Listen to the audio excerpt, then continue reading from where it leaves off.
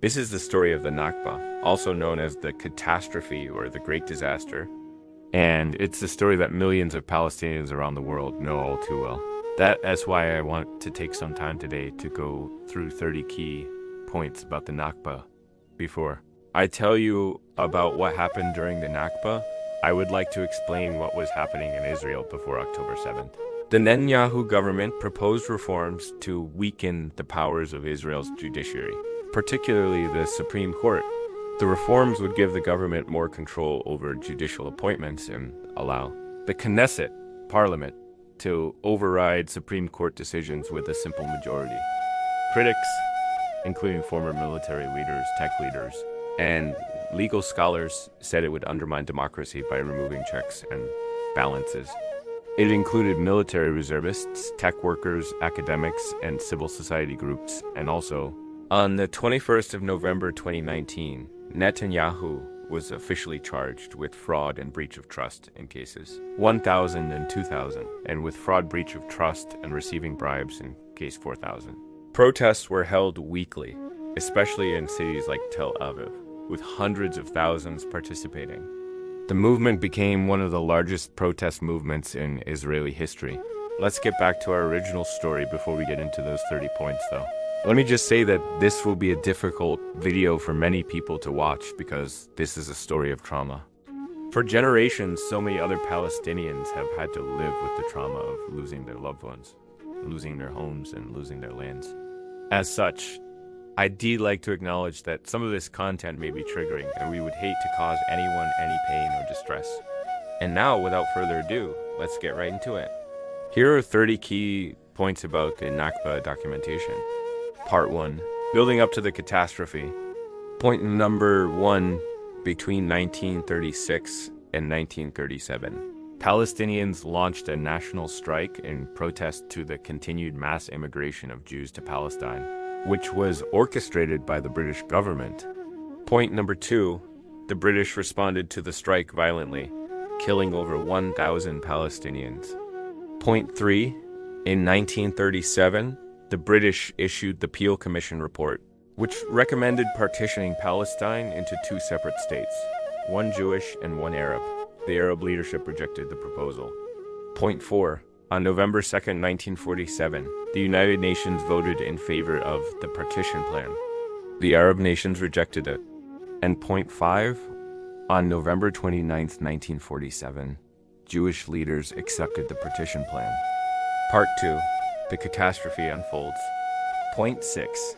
On May 14, 1948, Israel declared independence as the British mandate over Palestine expired. Point 7. Over the next few weeks, Zionist military forces, which were comprised of irregular militias and paramilitary organizations, began marching across Palestine. Point 8. By late June 1948, they had forcibly displaced more than 750,000 Palestinians from their homes, about half of the total Palestinian population at the time. Point 9. During this process, Zionist forces destroyed 530 Palestinian villages and killed 15,000 Palestinians in mass atrocities and massacres. One of these massacres occurred on April 9, 1948, in the village of Deir Yassin. Point 10.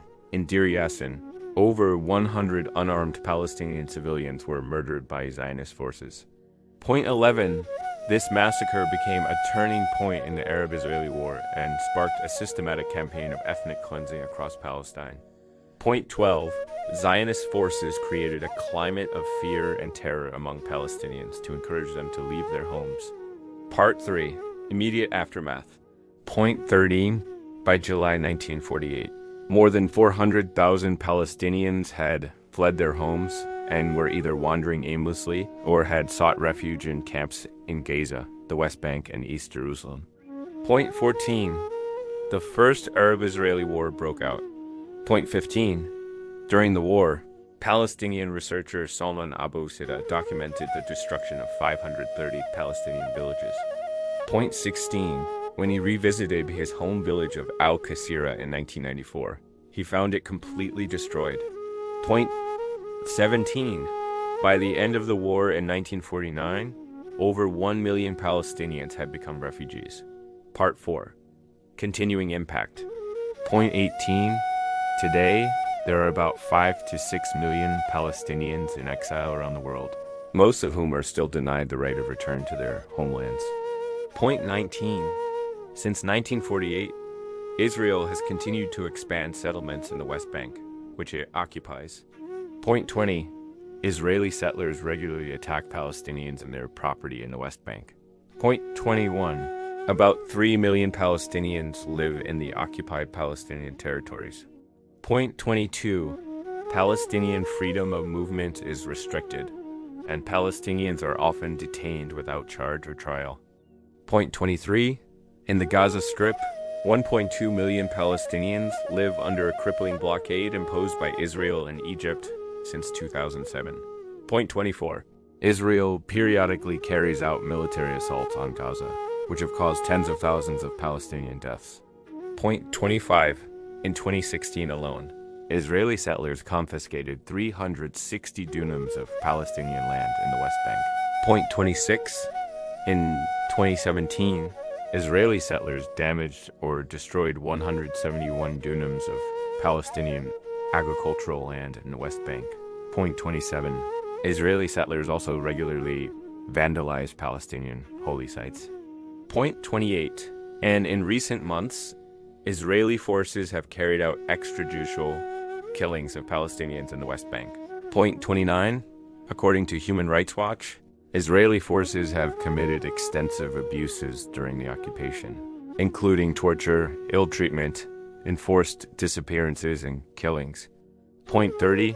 Israel's violations of international law continue to this day. Now, obviously, this list could go on and on forever because the Nakba is not something that happened in the past. It's something that continues to happen every single day.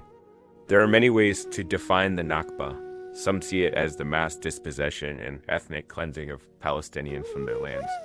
Others see it as the creation of a refugee problem. Still others see it as the moment when the modern state of Israel was born. However you want to define it, though, the Nakba is one of the most tragic events of our time. It's a tragedy that's lasted for 74 years and counting. It's a tragedy that's affected millions of innocent people, and it's a tragedy that the world has largely ignored. I hope you learn more about the Nakba and ultimate truth. Thank you for listening, and until next time.